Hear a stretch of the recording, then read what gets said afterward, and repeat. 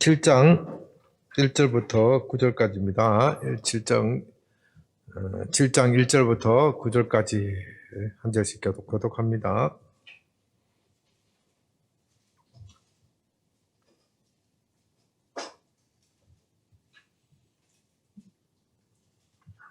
(7장 1절) 이일 후에 내가 내 천사가 땅 내 모퉁이에 선 것을 보니 땅의 사방에 바람을 붙잡아 바람으로 하여금 땅에나 바다에나 각종 나무에 불지 못하게 하더라.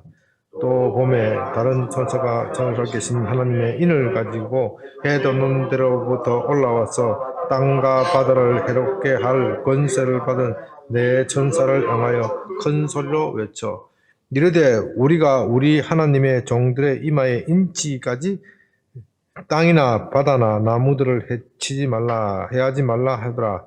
내가 인침을 받은 자의 수를 들으니 이스라엘 자손의 각 지파 중에서 인침을 받은 자들이 14만 4천이니 유다 지파 중에 인침을 받은 자가 1만 2천이요 루벤 지파 중에 1만 2천이요 갓 지파 중에 1만 2천이요 아셀 지파 중에 1만 2천이요 납달리 지파 중에 1만 2천이요 므낫세 지파 중에 1만 2천이요 시몬 지파 중에 1만 2천이요 레위 지파 중에 1만 2천이요 이사갈 지파 중에 1만 2천이요 스불론 지파 중에 1만 2천이요 요셉 지파 중에 1만 2천이요 베냐민 지파 중에 임을 받은 자가 1만 2천이라. 다 같이 합니다.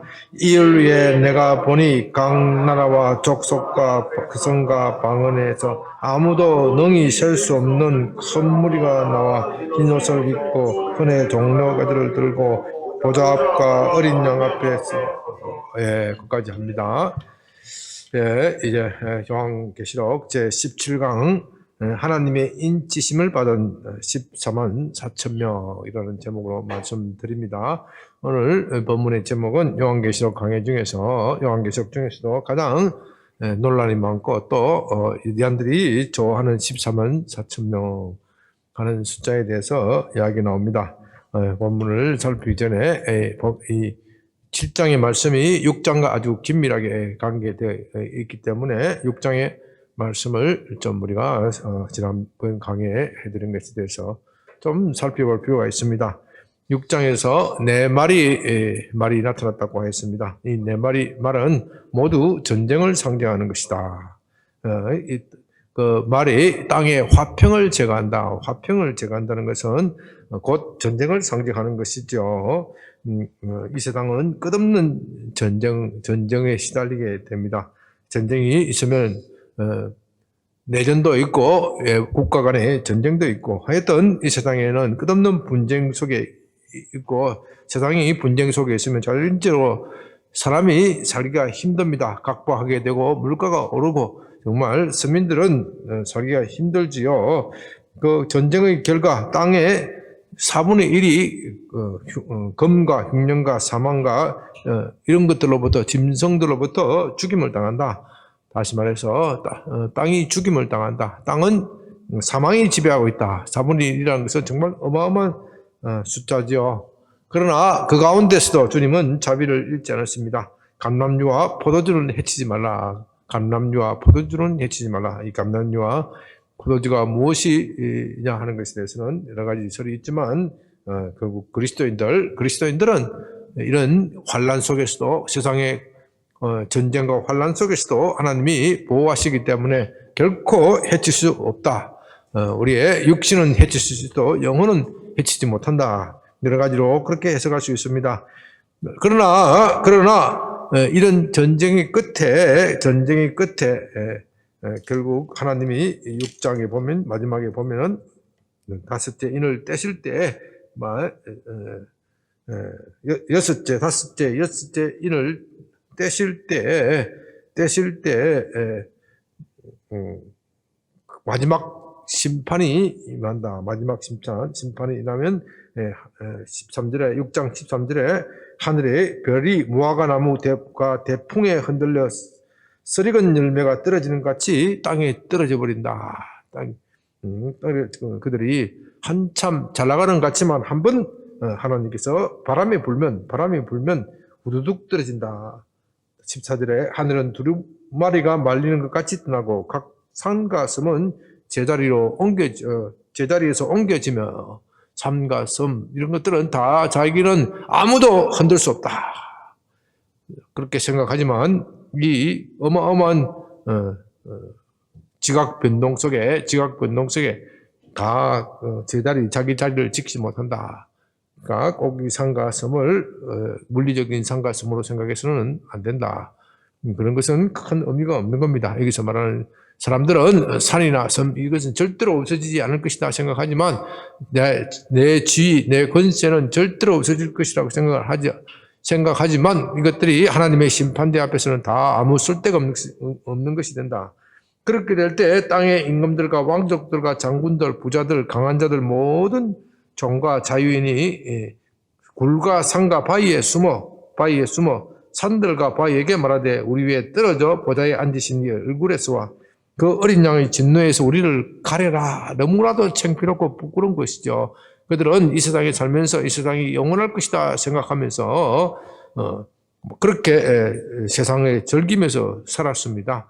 그러나 그들이 멸시했던 그 예수님이 마지막 심판주로 오시는 것을 보고 너무나도 부끄러운 것이죠. 너무나도 부끄럽기 때문에 그 어린 양의 진노,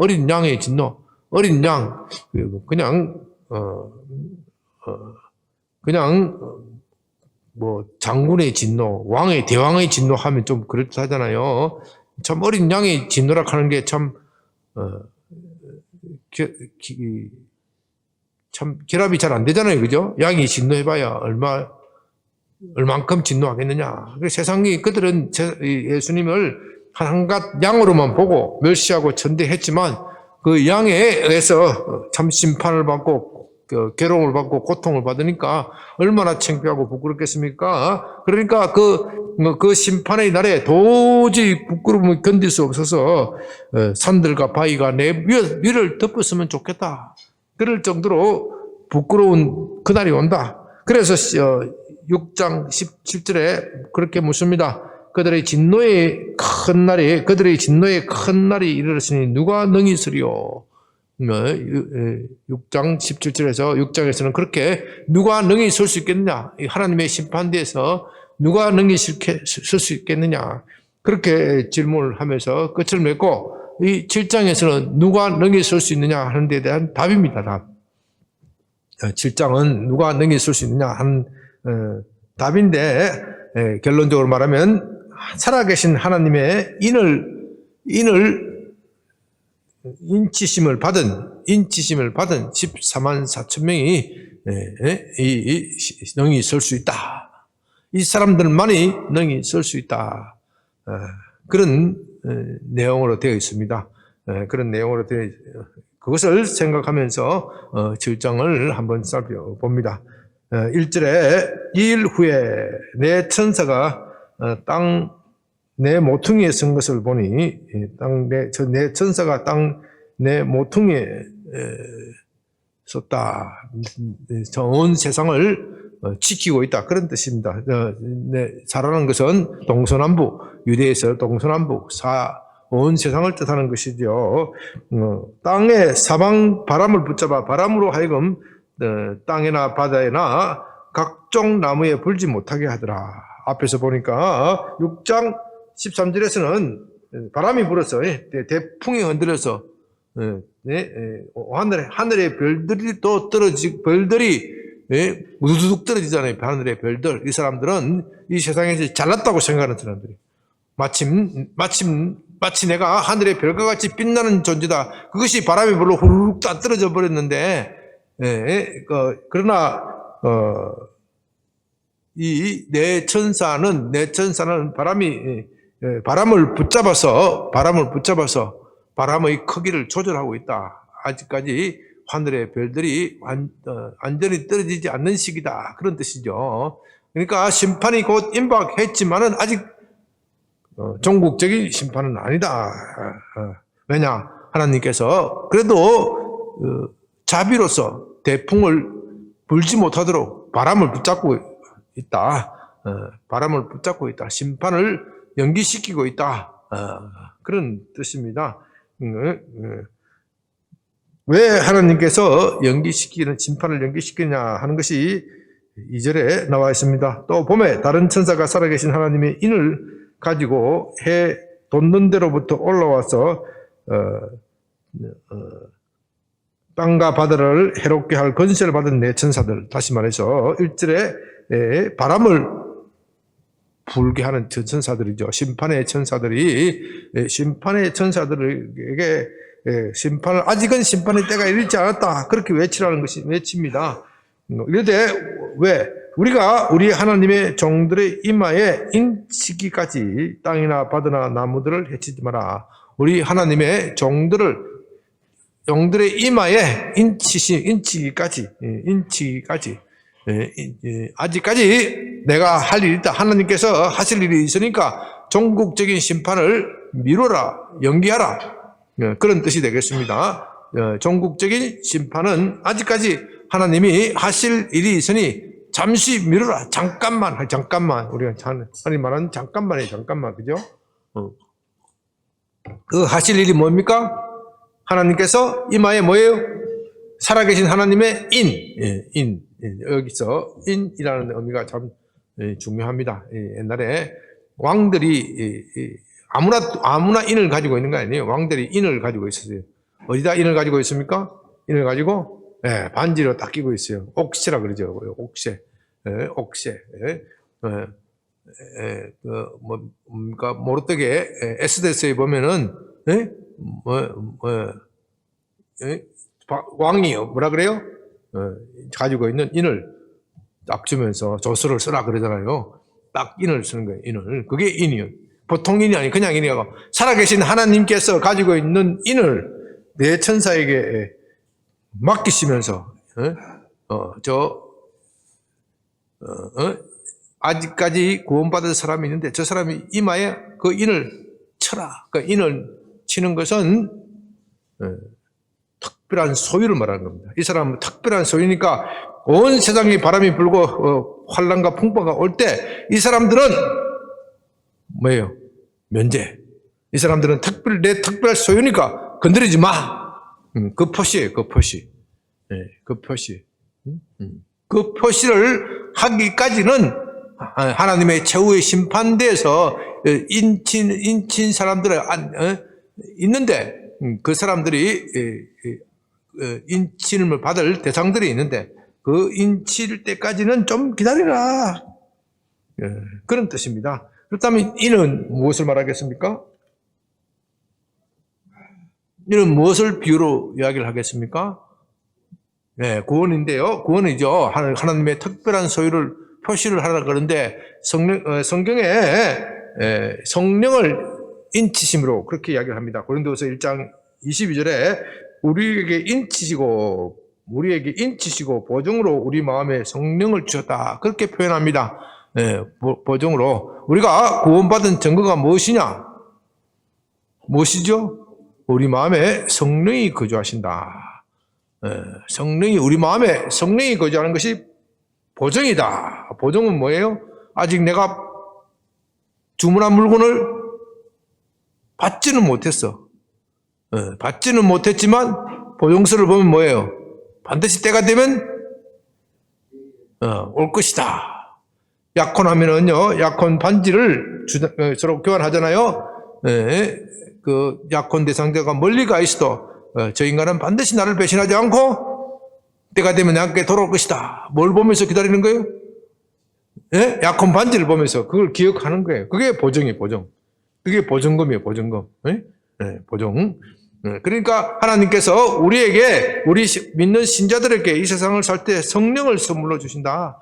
성령으로 내 믿음이 흔들리고 때로는 우리가 살아가다 보면 낙담하고 좌절할 일이 생깁니다. 과연 하나님이 나와 함께 하시는가?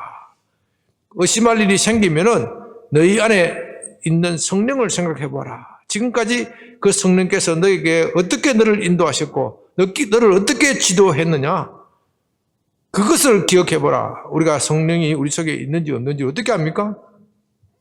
우리 속에 뭐 성령이 보입니까? 아무도 그렇지는 않잖아요. 그러나 지금까지 우리가 성령의 인도하심을 받은 거 우리는 다 알고 있잖아요. 알고 있잖아요. 그걸 모르면 이 수요 예배도 나올 수도 없는 거지. 예. 우리가 어떻게 해서 예수님을 믿었고 또 예수님을 믿고 살면서 여러 가지 인생의 고비를 넘기지만은 그 넘긴 고비 가운데에 성령께서 나를 위로하시고 다시 힘을 주시고 다시 용기를 주시는 것. 우리가 숱하게 그런 것을 많이 체험을 하게 됩니다. 그것을 기억하면서 성령께서 나와 함께 하시구나. 나와 함께 하시구나. 뭐 성령께서 함께 하신다고 해서 늘 마음이 막 부릴 듯하고 그런 건 아니죠. 네? 그것만 생각하면 안 돼. 그것지만 어떤 사람은 막 성령이 함께 하신다 그러면서 뭐 기도하면 하는 그런 것만 찾는 사람이 있어. 불 내린다 하면 그런 것만 찾는 사람이 있어.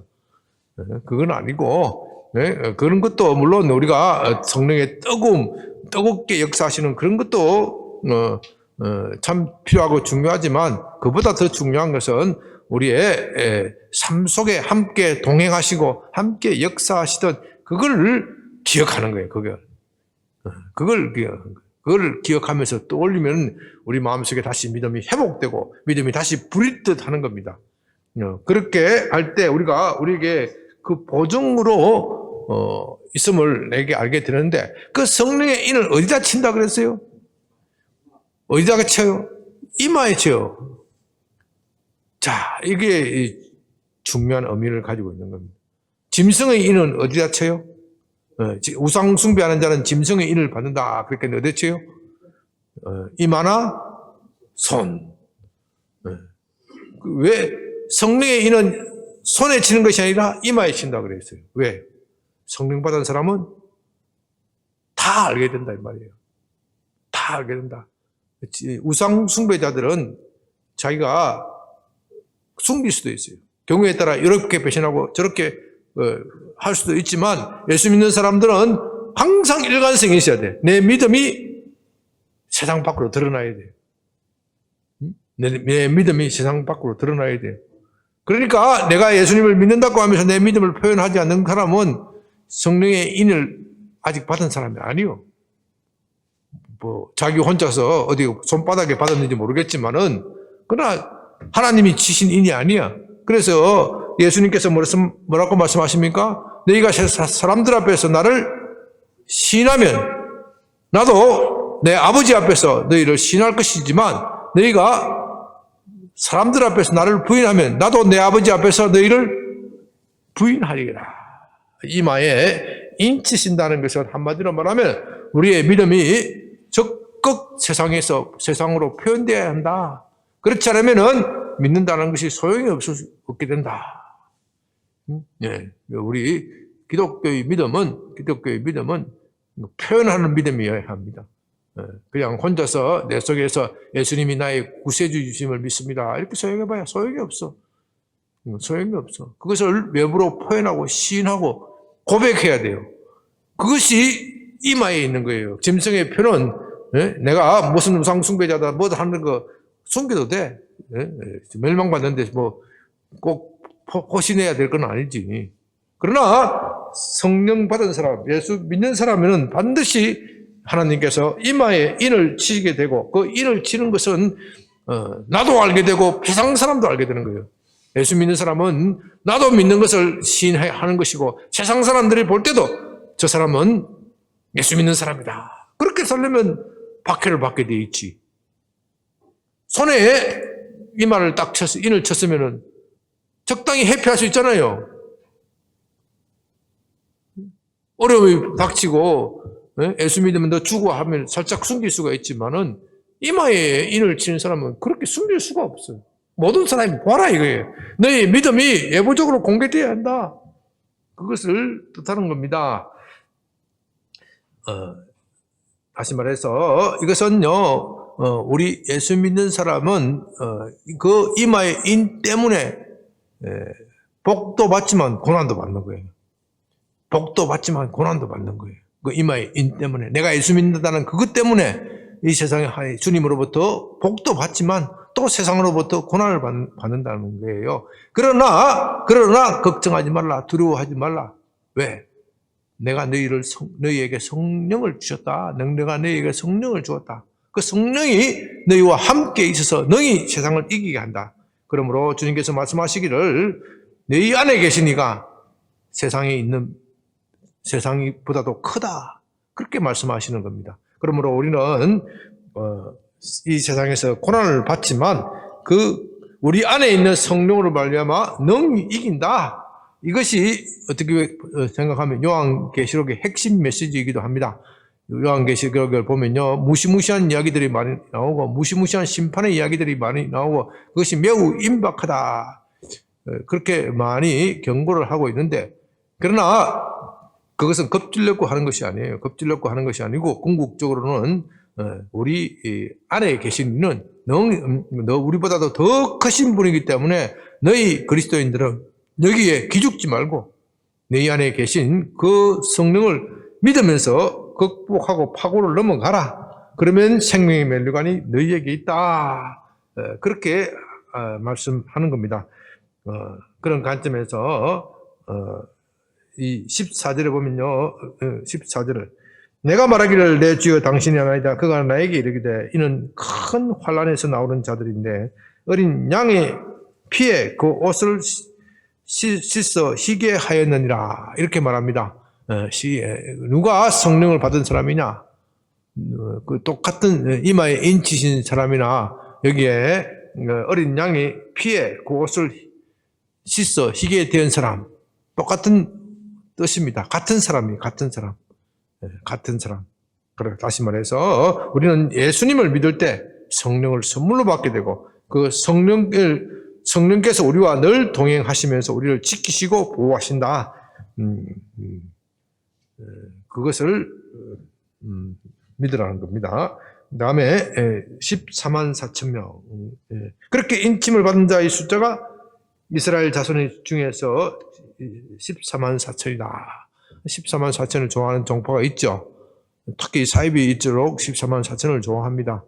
그러니까 자기 14만 4천 명 제한적인 숫자가 있으니 자기 가르침을 따르면 14만 4천에 속할 것이다. 겁주는 용어로 많이 사용하고 있습니다. 과연 이 14만 4천이 그렇게 해석되어 줄 수 있는가 하는 겁니다. 먼저 결론적으로 말하면 그건 전혀 성경하고 관계가 없는 이야기예요. 14만 4천은요, 환경적인 숫자다. 확실하게 해야 돼요. 자, 3 곱하기 3은 얼마예요? 네? 12. 12 곱하기 12는 네? 네? 144. 그 다음에 144 곱하기 1000 하면 얼마예요? 14만 4천명이 나오는 거예요. 이걸 말하는 겁니다. 지금 3은 하나님 숫자고 4는 세상 숫자예요. 그러니까 3과 4가 만나면 완전한 거예요. 12는 완전한 거예요. 12제자 12지파. 구약의 12지파. 그 12 곱하기 11은 144. 신약 구약. 신약의 성도, 구약의 성도. 거기다 곱하기 1000. 1000이라는 것은 많다는 것이다. 요즘 뭐 1000이 아니라 뭐 1조, 뭐 1조, 저도 있고 요즘 어마어마한 숫자가 있지만 옛날에는 1000 세면 더 이상 셀 게 없어. 옛날 고대에는요 1000 세면 더 이상 셀 게 없어요. 그렇게 숫자가 많은 시대가 아니요. 인구가 1000명만 되면 천부장만 우와 어마어마한 1000부장 이상도 없잖아요, 그죠? 10부장, 100부장, 50부장, 1000부장, 10,000부장은 없어. 1000만 되면 어마어마한 거예요, 이거. 그러니까 어마어마한 걸 붙여서 한마디로 말하면 14만 4천 명이다. 어마어마한 숫자다. 이마에 인치심을 받은 숫자는 어마어마한 숫자다. 이 말이 이 해석이 맞는지 한번 보자는 거예요. 자, 이스라엘 여기서 14만 4천 명이 5절 이하에 나오죠. 각 지파에 나옵니다. 각 지파에 나오는 숫자가 보십시오. 똑같아요. 그죠?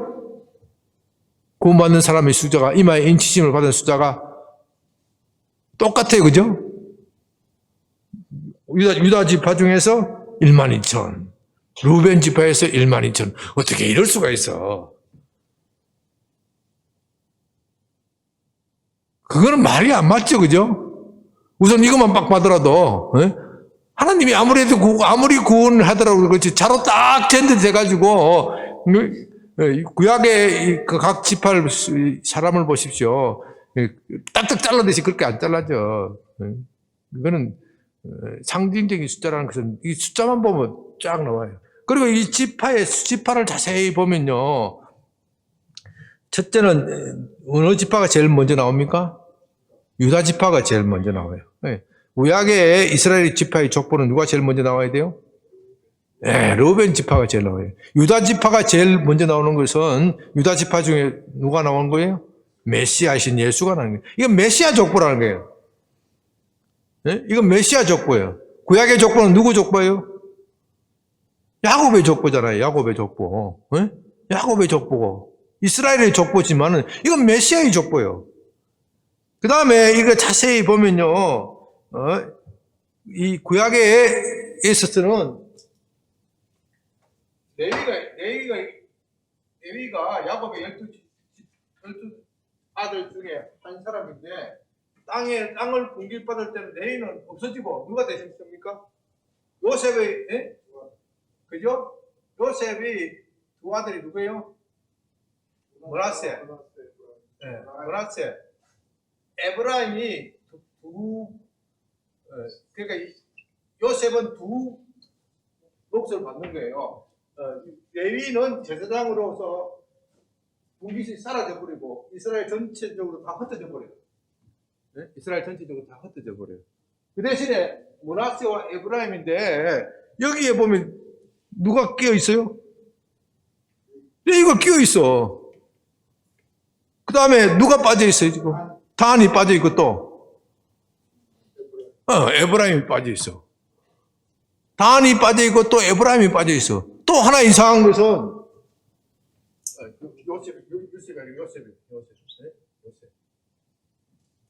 요셉하고 또 누가 같이 나와요?